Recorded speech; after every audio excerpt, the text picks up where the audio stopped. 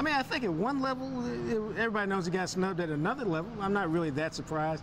If you think about it, he's had a whole lot of tackles this year, but he hasn't made the interceptions. He hadn't had the fumbles. He hadn't created those impact plays that lead Sports Center every night. And so, plus, if you add in there, I'm not sure people know whether he's an inside linebacker or an outside linebacker because he doesn't have the sacks that you'd have for an outside linebacker, even though he plays weak side. But a lot of people see him line up on the inside and they go, oh, well, Luke Kuechly, Bobby Wagner, they're better inside. So I think he's kind of a victim of his success position and just a victim of the Cowboys' defense from a national perception just ain't that good. Well, I wanted to ask you about that because it seems like the defensive reputation for the Cowboys may have something to do with Sean Lee not making the Pro Bowl, and it's been kind of a big knock against the Cowboys where people are begrudgingly making them the #1 team in football. Well, it's not like they got a bunch of people getting sacks. Up until the last 2 weeks, they haven't been getting turnovers. So they've been playing good defense, but everybody credits their offense.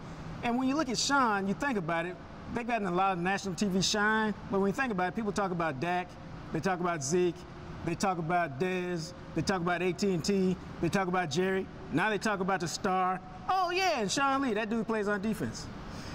It's very possible that the Cowboys' last 2 games will be completely academic. They'll have the #1 seed in the NFC. If that's the case, how much should Tony Romo play? Not at all. I mean, ain't nobody else in the league talking about, oh, yeah, we need to get our backup quarterback ready. I mean, I don't know why it's a big deal here. Well, what if Dak gets hurt? Well, if Dak gets hurt, whoever your backup is, you're going to have some problems. Yes, Tony Romo's been a great player, but Tony Romo's now a backup. And so he has to assume a backup's role, which he has done. But to sit up here and say, oh, we got to get him some reps, man, ain't nobody else there's no other team that's in the playoff hunt talking about, let's get the backup some work. And you think about it, you have that bye week, and so the rust is going to be there naturally, and you still have a rookie quarterback who still has some things that he needs to learn offensively, right? Well, I think that's the big thing, but even bigger than that, man, Jason Garrett has shown you that he wants to win. 2 years ago, he played Tony Romo when he was a starter, all but a handful of snaps in the last game, even though they had everything locked up.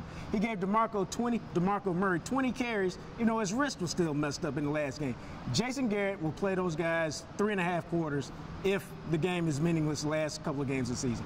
Jacques Taylor, 103.3 ESPN Radio, 9 to 1 weekdays. How do you have the stamina for that? Hey, man, somebody got to do it. Okay, then. Well, and that's Jacques Taylor, who's the man to do it. And I'm Edward Egros, Fox 4 Sports.